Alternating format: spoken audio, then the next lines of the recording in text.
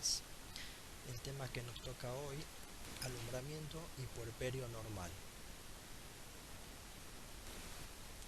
Entonces comenzamos definiendo qué es el alumbramiento. También llamado tercer periodo del parto.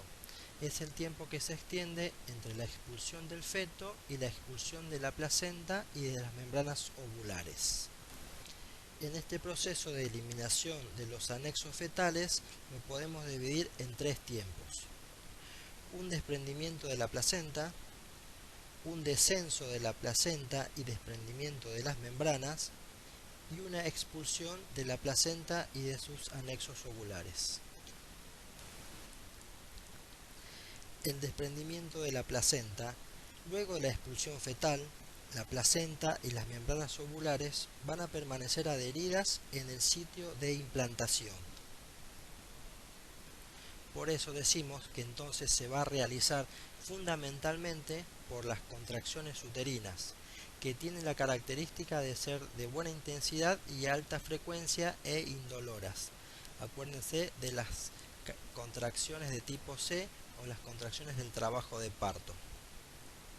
También participa la retracción uterina, derivada del vaciamiento que se ha producido por la expulsión del feto.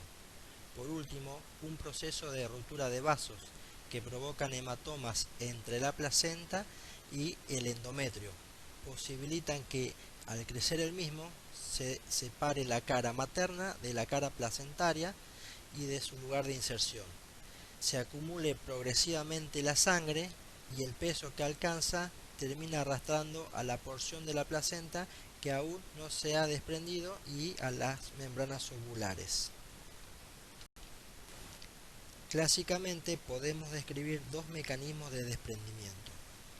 Un mecanismo de Bode-Lock-Schultz, que se produce un hematoma retroplacentario que al crecer despega toda la placenta, se ubica en el medio de la cara materna, va disecando desde el centro hacia los bordes, la sangre queda envuelta por las membranas y hace que la placenta se elimine por su cara fetal. Como la sangre había quedado oculta, la hemorragia del alumbramiento se produce luego de la salida de la placenta. Este mecanismo suele ser aproximadamente menor de un 20%, que es el mecanismo de Bode-Lock-Duncan. Y es exactamente al revés. La placenta se eliminará por la cara materna, previo sangrado. Por ello, que no se produce el hematoma retroplacentario, sino que la hemorragia, por la ruptura de los vasos, va disecando desde los bordes hasta el centro de la torta placentaria. Esta hemorragia se exterioriza desde el comienzo y se asocia más con inserciones placentarias corporales o bajas o segmentarias. En términos generales podemos decir que el desprendimiento en el 85% de los casos ocurre luego de la primera o segunda contracción post-expulsión fetal. Descenso de la placenta y desprendimiento de las membranas. Una vez desprendida la placenta y las membranas descienden desde el cuerpo hacia el segmento y de aquí a la vagina por las contracciones y el peso de la placenta. Al llegar la placenta a la vagina, por lo general se detiene unos minutos en razón de la atonía de la misma debido al pasaje reciente del mayor volumen fetal. Expulsión de la placenta. Estando la paciente despierta y al cabo de algunos pujos, con la colaboración del peso placentario, más lo que acabamos de decir del hematoma retroplacentario en el caso que lo hubiese, por ejemplo en el mecanismo de Bode-Lock-Schultz, se produce a la salida al exterior de la placenta y de los anexos. Se ofrece la placenta al observador de acuerdo con el mecanismo de desprendimiento utilizado, por su cara fetal o su cara materna en el caso de Bode-Lock-Schultz o de Bode-Lock-Duncan. Y acuérdense que el sangrado, en el primero de los casos, no va a haber pérdida sanguínea hasta que se exteriorice la placenta, y en el segundo caso o segundo desprendimiento el sangrado primero comienza el sangrado y posteriormente se va exteriorizando la placenta. El alumbramiento se produce normalmente en un periodo de 10 minutos posteriores al nacimiento. Si por atonías, falta de pujos u otra causa que dificulte la salida se demora, se deben esperar hasta 30 minutos. Pero si el tiempo es superior a los 45 minutos, ya se debe considerar un alumbramiento como patológico por retención placentaria.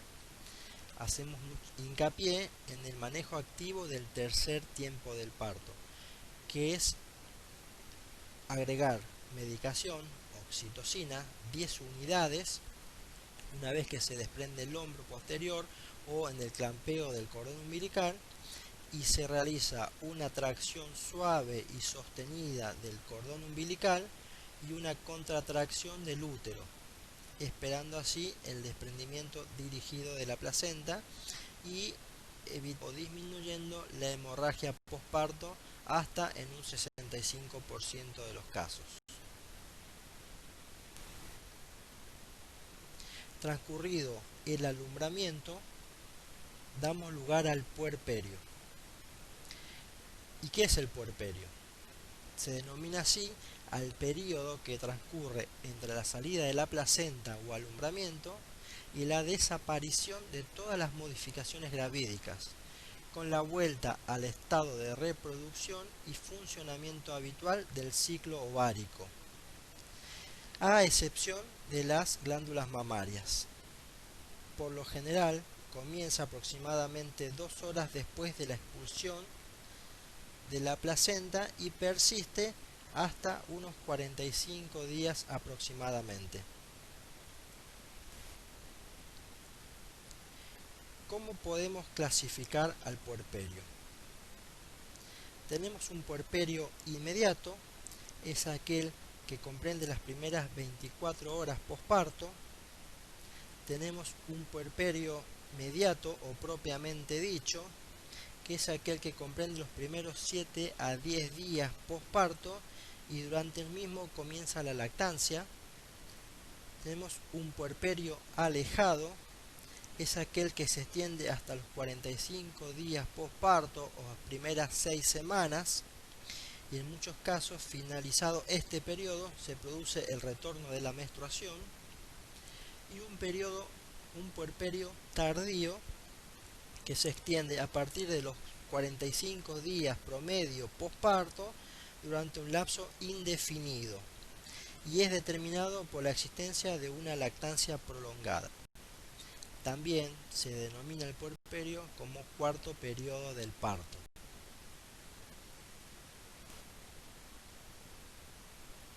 Las transformaciones que se inician en el puerperio no solamente afectan a lo endocrino o genital, sino que también está presente lo psíquico y lo emocional. ¿Cuáles son algunas alteraciones anatómicas y fisiológicas? Tenemos un cansancio, un relajamiento y somnolencia en las primeras horas posparto inmediato. Hay un ligero aumento de la temperatura axilar de entre 36.8 y 37.9 grados centígrados en las primeras 24 horas. El sistema cardiovascular experimenta en las primeras horas posparto un aumento del volumen circulante.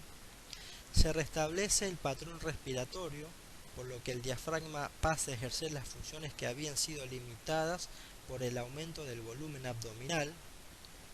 La vuelta de las vísceras abdominales a su lugar de origen, además de la descompresión del estómago, va a promover un mejor vaciamiento gástrico. Las hemorroides preexistentes durante el embarazo se pueden agravar por los esfuerzos del expulsivo en el trabajo de parto por vía vaginal, no así o no deberían modificarse si es por operación cesárea. Puede producirse un aumento del volumen urinario por la redistribución de los líquidos corporales. La leucocitosis puerperal puede llegar hasta 20.000 leucocitos por milímetro cúbico, pero sin desviación de la fórmula ni la aparición de granulocitos jóvenes. Hay un aumento de las plaquetas, como asimismo del fibrinógeno, por lo que no hay que descuidar la posibilidad de algún accidente trombótico. En pacientes que deben permanecer por un puerperio patológico mucho tiempo en cama, habría que ver la posibilidad de alguna anticoagulación. La piel se torna un poco seca y puede hasta haber pérdida de cabello. Aparecen las estrías que se iniciaron durante la gestación por la ruptura de las fibras del colágeno. Estas se atenúan, pueden cambiar de color del rojo violáceo a más nacaradas y algunas pueden permanecer para siempre. El útero, luego que se expulsa la placenta, comienza un proceso involutivo que en ese momento tiene una longitud de aproximadamente de unos 25 a 30 centímetros, que va a coincidir con un embarazo de más o menos 5 meses a la altura del ombligo. Dicha longitud va a ir disminuyendo a un ritmo de 1 a 2 centímetros cada 24 horas. Hacia el día 12 recién, el cuerpo uterino se va a hacer intrapélvico, alcanzando su tamaño habitual recién entre los 40 o 45 días.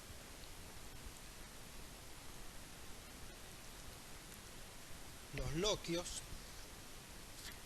que al principio se conocen con este nombre, que es un flujo líquido que es eliminado al exterior a través de la vulva y está compuesto por sangre, fragmentos de caduca en proceso degenerativo y células descamadas del tracto genital.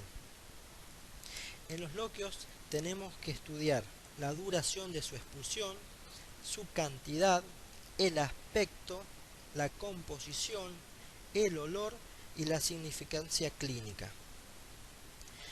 La cantidad es muy variable, pero en la primera semana no debe exceder los 1000 gramos. La duración en lo general no suele superar los 15 días. Podemos definir a los loquios o clasificarlos a los loquios como loquios sanguíneos, serosanguíneos o serosos.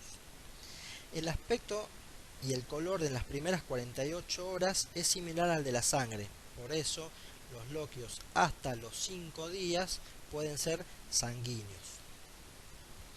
Durante el tercer o cuarto día hasta el día 10 aproximadamente se suman algunos exudados del aparato genital y los loquios se tornan un poco rosados, llamados loquios serosanguinolentos.